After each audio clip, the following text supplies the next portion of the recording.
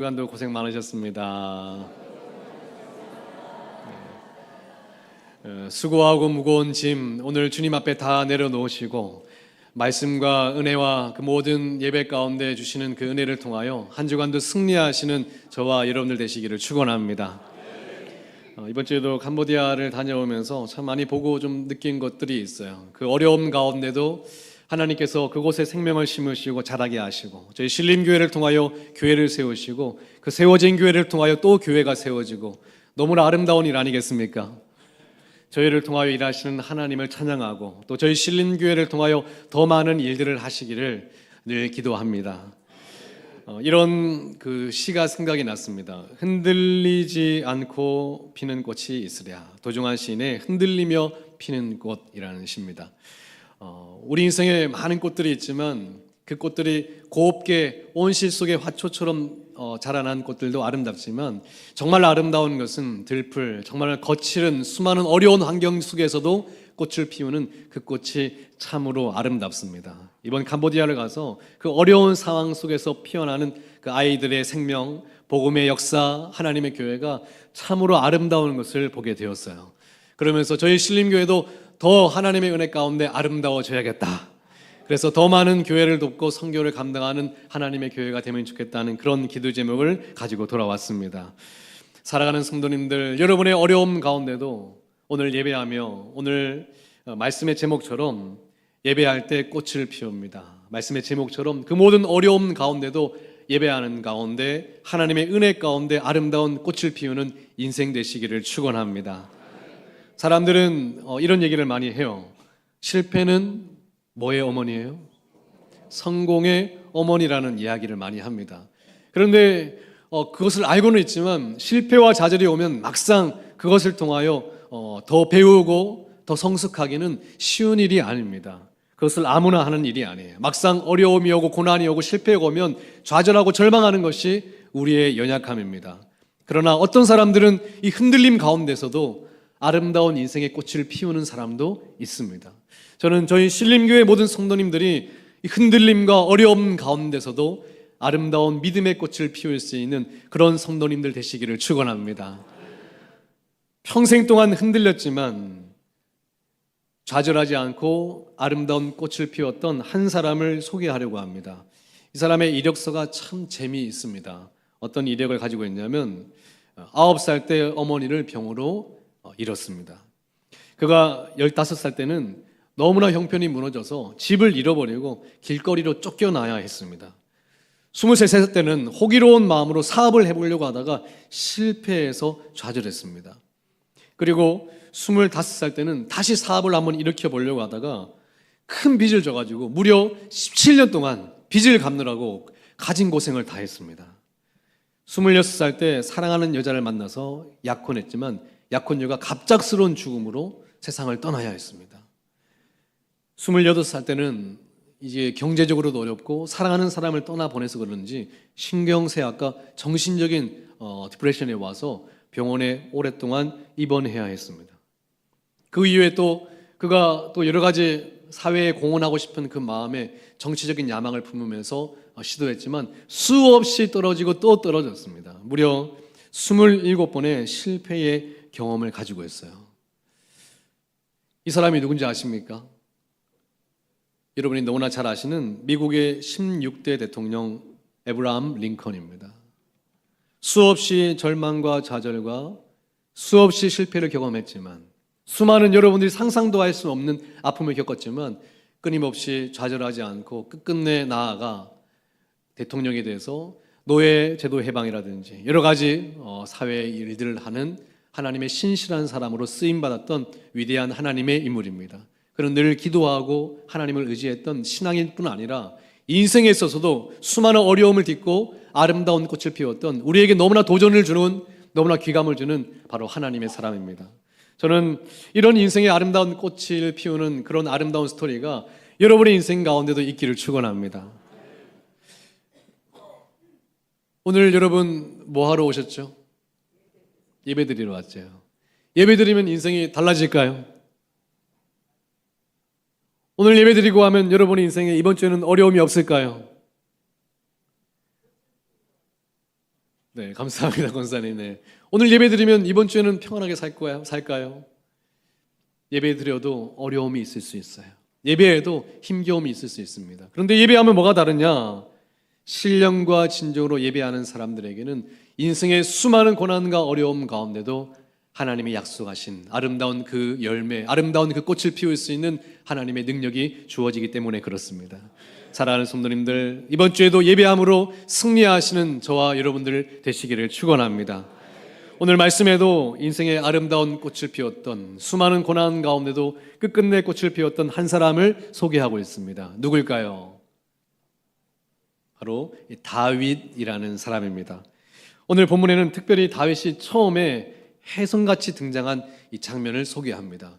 다윗이 어느 날 이스라엘과 블레셋이 싸우는데 블레셋에 큰 장군 한 명이 나왔어요. 누가 나왔죠? 골리앗 장군이 나왔어요. 얼마나 기골이 장대하고 큰지 겁에 질려서 벌벌 떨고 있을 때 다윗이 우리는 하나님을 믿는 백성인데 뭐가 그렇게 두렵냐고, 나는 누구의 이름으로? 만군의 여호와의 이름으로 가노라 하고 나아가서 물맷돌 하나로 골리앗을 물리칩니다. 그랬더니 이스라엘이 다윗에게 엄청난 칭찬의 세레모니와 다윗 엄청난 다윗에게 이목을 집중해서 이제 다윗의 인생은 어떻게 되는 거예요? 하나님을 위해서 싸워 나가서 승리했잖아요. 이제 다윗의 인생에는 어떤 일만 있을까요? 좋은 일만 있을 줄 알았는데 다윗은 이 사건 이후에 굉장한 어려움을 겪습니다. 왜 다윗이 민족의 영웅으로 서는 이 사건 이후에 어려움을 겪느냐? 오늘 본문의 18장 7절에 힌트를 줍니다. 뭐라고 하고 있는지 함께 읽어보겠습니다. 시작. 여인들이 뛰놀며 노래하여 이르되 사울이 죽인 자는 천천히요 다윗은 만만이로다 한지라. 다윗의 불행은 한 노래로부터 시작을 했습니다. 사람들이 다윗이 너무나 좋아서 노래를 만들었는데 사울은 뭐라고요? 천천히고 다윗은? 사람들이 참 고약해요. 그냥 다윗이 훌륭하다고 하면 되는데 꼭 비교를 해서 사울은 천천히고 다윗은 만만이래요. 누가 기분 나빴을까요? 사울이 기분이 나빴어요. 사울은 사람들이 사울을 좋아해서 하나님 이 사람을 왕으로 세워달라고 부탁했던 사람이거든요. 사울의 약점이 있었어요. 사울은 인물도 좋고 전쟁도 잘하고 성품도 겸손했는데 하나의 약점이 있었습니다. 무슨 약점이 있었냐면 자꾸 누구의 눈치를 봐요? 사람의 눈치를 보는 약점이 있었습니다. 그가 사람의 이목을 되게 신경 썼어요. 안 그래도 사람들의 평가나 사람들의 시선에 신경 쓰는 사람인데 노래를 지었는데 사울은 뭐라고요? 다윗은? 사람들의 평가에 신경을 쓰는 사람인데 비교를 하니까, 여러분 사람들의 평가를 신경 쓰는 사람은 교만이 있든지 열등감이 있든지 두 개가 있거든요. 사람들의 평가에 좌지우지합니다. 왔다 갔다 합니다. 그런 취약한 약점이 있는 사람에게 자꾸 비교하니까 사울의 마음이 하루아침에 주저앉습니다. 그리고 누가 미웠을까요? 다윗이 믿게 보이기 시작하는 거예요. 그때부터 누구를 괴롭힌다? 다윗을 괴롭혀요. 다윗이 없기만 하면 다시 사람들이 누구를 좋아할 텐데? 나를 좋아할 텐데. 이런 마음이 듭니다. 그래서 사울이 그때부터 다윗을 괴롭히는데 세 가지 방법으로 괴롭혔어요. 처음에는 얼마나 미웠든지 창을 가지고 직접 다윗을 죽이려고 했어요. 2번이나 시도했는데 다행히 다윗은 운동신경이 좋아서 2번 다 피했어요. 그리고 또 다윗에게 사람들이 칭송하니까 천부장이라는 직분을 맡겼습니다. 천부장은 1000명을 거느리는 직분인데요. 오늘날 말하면 이제 사단장하고 비슷한 겁니다. 사람들을 맡겼는데 이른 나이에 맡겨가지고 자꾸 그를 어디에 내보내려고 하는 거예요? 전쟁터에 내보내서, 또 이른 나이에 내보내서 전쟁터 나가면 적군에 의해 죽기도 하고 아군에 의해서 공격을 받기도 하거든요. 그러니까 어린 나이에 높은 관직에 세워서 사람들의 미움을 사도록 그를 고의적으로 천부장으로 세웁니다. 또 하나, 다윗에게 이런 얘기를 했어요. 내가 딸을 너에게 주고 싶은데 블레셋 사람 100명을 죽이고 오라고. 아니 그냥 주면 될 텐데 그런 조건을 걸어서 자꾸 어디로 내보내는 겁니까? 전쟁터로 밀어넣어서 다윗이 죽기만을 기다렸습니다. 여러분, 만군의 여호와 이름으로 가서 골리앗을 물리치고 주님을 위해 싸워 승리했고 이스라엘 백성들을 구했는데, 그러면 하나님을 위해 헌신했으니까 뭐가 와야 되는 거예요? 그 인생 가운데 복이 오고 좋은 일이 와야 되는데 갑자기 다윗에게 살해의 위협과 수많은 아픔과 수많은 미움과 늘 언제나 모든 것의 계략들이 다윗에게 닥치기를 시작했습니다. 여러분 어떻습니까? 하나님께 예배했는데, 하나님께 믿고 주님께 맡겼는데 나에게 어려움이 오면 당혹스럽지 않습니까? 다윗은 굉장하게 당혹스러웠을 거예요. 왜 나에게 이런 일이? 근데 오늘 말씀에 다윗이 어떻게 반응하며 인생의 꽃을 피웠는지 우리에게 아름다운 레슨을 줍니다. 오늘 13절, 14절 말씀을 통하여 함께 볼까요? 다윗이 어떤 일이 일어났는지 함께 읽어보겠습니다. 시작. 그러므로 사울이 그를 자기 곁에서 떠나게 하고, 너무 빨리 넘겼어요. 다 읽어야 되는데. 네. 그를 천부장으로 삼음에 그가 백성 앞에 출입하며 다하며 다윗이 그의 모든 일을 지혜롭게 행하니라. 여호와께서 그와 함께 계시니라. 다윗이 사울을 공격할 수도 있고요, 그도 계략을 짤 수도 있고, 그도 전쟁을 일으킬 수도 있는데 뭔가 다른 방법을 선택했습니다. 특별한 용어가 있는데 뭐냐면 14절에 다윗은 지혜롭게 행했대요. 어떻게 행하는 것이 지혜롭게 행하는 것이죠? 어떻게 행하는 게 지혜롭게 행하는 겁니까? 막 죽이려고 하는데 어떻게 행하는 것이 지혜롭게 행하는 것일까요? 잘 피한다? 미리 작전을 짜가지고 상대방을 더 함정에 빠뜨린다? 어떤 게 지혜일까요?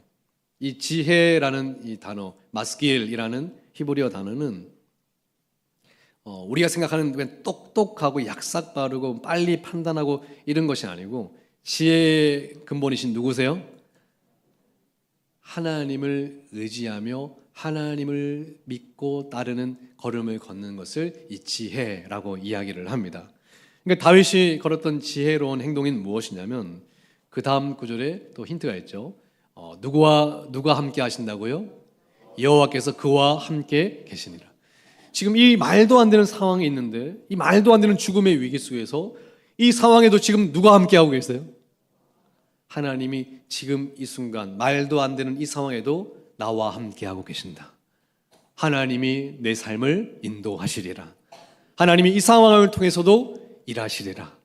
다윗이 그것을 믿고, 하나님 제가 어떻게 하면 좋습니까? 하나님을 신뢰하고 걸음을 걷는 지혜롭게 행하는 삶을 살았다고 하는 겁니다. 근데 이게 놀라운 말씀이에요. 이 지혜롭게 하나님을 의지하며 걸음을 걷는데 이때부터 그의 상황이 놀랍게 바뀌기를 시작합니다. 아니요, 그의 환경은 바뀌지 않았던 것 같아요. 그런데 그가 억울하고 분하고 이 상황을 모면해 보려고 걸었던 모든 걸음걸음들이 마치 구슬이 깨어 하나의 목걸이가 되는 것처럼 합력하여 선을 이루기를 시작합니다. 누가 인도하시는 거예요? 하나님이. 여러분, 우리 인생에도 오늘 다윗이 걸었던 이 지혜가 필요한데요, 여러분이 당하고 있는 수많은 고난과 아픔들, 말도 안 되는 상황들, 오늘 예배 가운데 하나님의 지혜를 붙잡으시기를 바랍니다. 그리하여 그 상황이 여러분을 어그러뜨리거나 무너뜨리지 아니하고 그 상황 속에서도 일하시는 하나님을 경험하시는 놀라운 은혜가 있기를 축원합니다. 정말 그렇습니까, 목사님? 정말 변했나요? 지금 이상한 열등감 있는 사람들에 의해서 공격을 당하고, 가는 곳마다 나를 죽이려고 하는 사람들이 판을 치고, 어떤 함정이 나에게 빠져있는지 모르는 이 상황 가운데 정말 하나님이 일하시는 것이 맞습니까? 그런데 진짜 놀라운 것은요, 다윗에게 우리가 볼 때는 그냥 시련이고 아픔인데 다윗이 천부장으로 와서 일하니까 다윗의 그 헌신 속에 사람들이 감동하기를 시작해요. 사람들이 모이기를 시작하고, 다윗이 전쟁 가운데도 누구를 의지하면서요? 상황 속에서 이건 나를 죽이려고 하는 것이기 때문에 나를 몸을 살리고 이런 차원이 아니고, 하나님이 이 상황 속에서 일하시리라 하나님을 믿고 걸음을 걸어 나갈 때 사람들이 다윗을 신뢰하기를 시작합니다. 그 다윗을 따르기를 시작해요. 지금 이 고난의 상황 속에서 무슨 일이 일어나고 있냐면 다윗이 왕이 될 준비를 하고 있는 것입니다. 하나님께서 이 상황 속에서도 다윗을 만들어 가시고 있는 장면입니다. 사랑하는 성도님들, 겉보기에는 여러분이 그냥 당하는 어려움과 그냥 겪는 수많은 아픔일지 모르겠으나 하나님은 지금도 여러분과 함께 하심을 잊지 마시기를 바랍니다. 그리고 하나님은 지금도 여러분을 통해서 일하시고 여러분을 만들어 가고 계십니다. 사무엘상 22장에 보니까 이런 일들이 일어났어요. 다윗이 하루는 사울 왕을 피해서 막 도망을 가는데 아둘람 굴로 도망을 했대요. 그래서 두려워서 숨어 있는데 2장 2절에 보니까 어떤 일이 일어났느냐, 함께 읽어보겠습니다. 시작.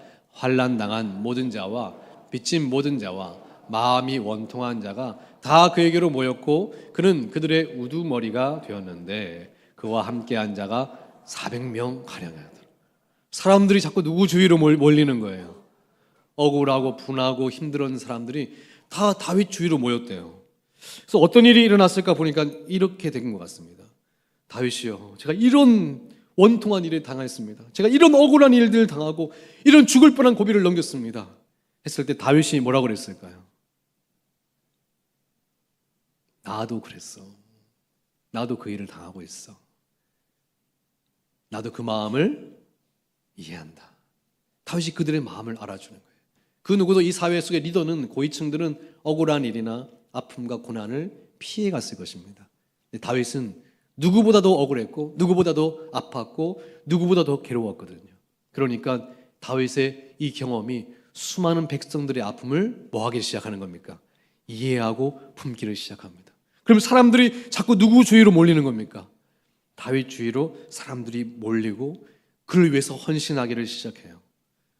하나님이 다윗이 왕으로 되기 전에 이 고난을 통해서 사람들을 다윗에게로 모으고 있는 놀라운 장면입니다. 여러분, 지금도 하나님이 여러분과 함께 하십니까? 확실합니까? 지금도 하나님이 여러분을 통해 일하십니까? 여러분 눈으로는 보이지 않을지 몰라요. 그러나 어느 순간 다윗이 하나님이 나와 함께 하시는구나, 그러면서 어떻게 행했다고요? 따라합시다. 지혜롭게. 다시요. 지혜롭게. 이건 내 머리를 쓰면서 내가 판단하고 내가 분석해서 이렇게 행동했다는 뜻이 아니라 지금 나와 함께 하시는 하나님, 제가 어떻게 할까요? 하고 한 걸음 한 걸음을 누구를 의지하면서요? 하나님을 의지하며 걸었더니 하나님이 이 모든 상황을 만들어 주시기를 시작하셨다라고 하는 것입니다. 제발 여러분들이 여러분의 인생을 만들지 마시고 여러분보다 지혜 있으신 하나님을 의지하시기를 바랍니다. 그리고 주님을 의지하며 길을 걸을 때 우리 살아계신 하나님께서 여러분을 통하여 일하시고 여러분의 인생을 고난 가운데도 아름다운 꽃 피우는 인생으로 만들어 주실 줄 믿습니다. 저도 이번에 캄보디아에 가서 좀 느꼈던 것이 선교사님들의 좀 애환들을 좀 들었던 것 같아요. 저희 아내하고만 같이 갔는데 장로님들하고 같이 가면 또 선교사님들이 그런 얘기 못 하잖아요. 또 평신도들이 있으면 또 어려운 거 없습니까? 하면 주님의 은혜로 다 이겨내가고 있습니다. 이런 얘기를 이제 해야 될 것만 같은 그런 거잖아요. 그런데 같이 여러 가지 애환과 어려움들 겪었던 수많은 억울한 일들, 또 저희 선교사님들이 또 해외에 나가 있으면 저희 한국에 있는 목회자들은 선교사님들이 편하게 사는 줄만 또 아는 또 이런 오해도 있고 이런 것들 속에서 서로 아픔이 있는 그런 것들도 함께 나눴는데요. 그런 것들 속에서 선교사님들이 그 속에서도 신실하게 그 선교의 사역을 감당하고 있는 장면들이 너무나 저는 아름답게 보이는 거예요. 그러면서 누구는 아시겠다? 하나님은 아시겠다. 하나님을 의지하며 사람 의식하지 않고 신실하게 걸어가는 그 길, 바로 성경에서 말하는 지혜로운 행함입니다. 그럴 때 누가 책임져 주시는 거예요? 우리 하나님이 그 인생을 만들어 주신다라고 하는 겁니다. 사랑하는 성도님들, 이번 주에도 하나님을 위해 신실하게 사셨습니까? 하나님은 알고 계세요. 사람들은 몰라도. 그리고 하나님이 여러분을 아시기 때문에 하나님께서 여러분의 인생을 책임져 주실 줄 믿습니다. 여러분, 수많은 시련과 고난 가운데도 저희 신림교회 올해도 아름다운 꽃을 피우는 가정과 성도님들이 많아지기를 축원합니다. 여러분, 그 악기 중에 스트라디바리우스라는 악기가 있습니다. 안토니오 스트라디바리라는 사람이 제작을 했던 현악기들을 칭하는데요. 바이올린, 비올라, 첼로 이런 것들을 말합니다. 근데 이 스트라디바리우스는 섬세한 음색과 굉장히 풍부한 음색을 가지고서 현대 기술로 그 음을 재현해내기가 어렵다고 합니다. 그래서 지금 현존하는 스트라디바리우스는 바이올린이 550여 대, 첼로가 50여 대, 비올라가 12대를 포함해서 한 650대 정도 되는데요. 이 너무나 예술적으로 높은 가치를 인정을 받는 악기입니다. 이 스트라디바리우스의 가격이 어느 정도인지 아십니까? 얼마일까요? 1억? 10억? 또 우리 한국 사람들은 그런 게 궁금하잖아요. 그래서 제가 찾아봤어요. 최근에 이제 거래됐던 이 악기는 그냥 판매가 아니라 그냥 경매에 붙여서 판매를 하는데요. 최근에 경매됐던 비올라, 스트라디바리우스 비올라가 413억에 거래가 됐습니다. 그리고 1714년 그 바이올린은 216억에 거래가 됐대요. 이게 조그만 악기가 뭐라고 그 정도 가격을, 무슨 빌딩 하나의 가격을 가지고 있어요. 근데 이 악기를 사람들이 굉장히 귀중하게 여기는 것은 이 악기가 정말 흉내낼 수 없는 깊은 음색과 명품의 악기이기 때문에 그렇습니다. 이 악기가 왜 명품이 있느냐? 안토니오 스트라디바리가 특별한 기술이 있기도 했지만 그 재료로 이런 재료를 썼다고 해요. 1645년부터 1715년까지 사이에 있었던 그 나무들을 재료로 썼는데요. 그 당시 이탈리아에 혹독한 한파가 불어왔답니다. 그래서 나무들이 대부분 어떻게 됐어요? 대부분 죽었겠죠. 근데 그 혹독한 추위 가운데도 살아남은 나무들이 있었대요. 근데 혹독한 추위에 살아남았으니까 그 나무들이 특별하게 조직들이 탄력성과 그 단단함이 달랐다고 해요. 그 재료로 만들어진 악기가 스트라디바리우스라고 하는 겁니다. 여러분, 그 혹독한 추위와 혹독한 환경을 견디는 그 나무가 가진, 남들은 다른 나무가 흉내 내지도 못하고 그리고 앞으로도 흉내 내지도 못할 그런 특성을 가지게 되었다라고 하는 거예요. 명품이 된 겁니다. 이걸 들으면서 저희 성도들도 그렇지 않을까 생각이 들었어요. 저는 저희 성도들이 가끔 와서 평생 여러 가지 겪었던 일들을 들으면 정말 대단하다는 생각이 들어요. 성도님 어떻게 그런 일들을 겪고 지금까지 믿음으로 인내하며 지금까지 살아오셨습니까? 너무나 한 분 한 분들의 이야기가 너무나 대단하고 너무나 존경스럽고 너무나 멋진 거예요. 여러분 주위를 한번 쳐다보세요. 옆 사람을 보세요. 그냥 평범한 사람 같아도 평범하지 않은 사람들이에요. 그 주름살 하나하나가 예사롭지 않은 주름살이에요. 왜냐하면 그 모든 고난과 어려움들을 견뎌내며 지금까지 왔기 때문에 그렇습니다. 그래서 하나님이 여러분이 하는 찬양이 특별히 아름다운 거예요. 여러분의 목소리가 아름다운 것이 아니라 여러분의 평생 고난과 아픔을 딛고 지금까지 믿음으로 나와 주님께 드리는 아름다운 소리이기 때문에 그렇습니다. 저는 여러분들의 찬양이 스트라디바리우스보다 훨씬 더 아름다운 소리라고 생각을 해요. 왜냐하면 바로 여러분들이 그런 명품의 믿음의 인생이기 때문에 그렇습니다. 오늘도 저희 신림교회에서 울려 퍼지는 찬양을 하나님이 아름답게 받으실까요? 왜 아름답게 받으시냐면 그 모든 것을 이기며 믿음으로 여기까지 온 우리의 고백이기 때문에 그렇습니다. 오늘 말씀의 결론은 이렇게 맺어집니다. 사무엘상 18장 30절입니다. 함께 읽겠습니다. 시작. 블레셋 사람들의 방백들이 싸우러 나오면 그들이 나올 때마다 다윗이 사울의 모든 신하보다 더 지혜롭게 행하매 이에 그의 이름이 심히 귀하게. 사람들이 그를 해하려 하고 사울이 그를 누르려고 했지만 자꾸 다윗의 이름은 귀해지기를 시작하는 거예요. 아름답게 하나님이 명품으로 다듬어 가시는 겁니다.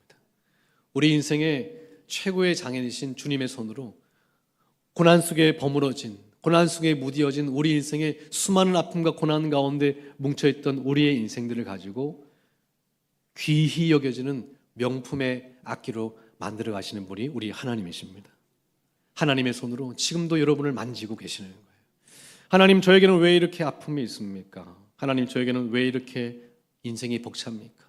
저에게는 하루도 왜 바람 잘 날이 없습니까? 그런 고난과 아픔 속에서 다른 인생들이 흉내낼 수 없는 믿음의 명품의 소리가 만들어지는 법입니다. 저는 여러분들에게 왜 특별히 더 아픔이 더 많은지는 잘 모르겠습니다. 여러분의 인생에 더 왜 고난들이 더 많은지 제가 다 이해할 수는 없지만 하나님은 아실 줄 믿습니다.